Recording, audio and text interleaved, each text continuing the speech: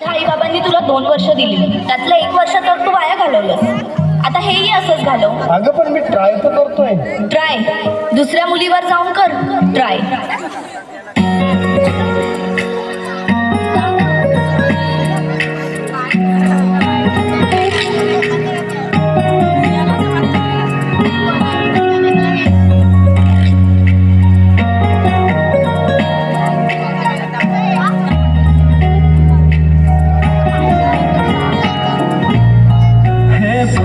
देवाने कसं घडवलं त्या देवाचं लई आभारी.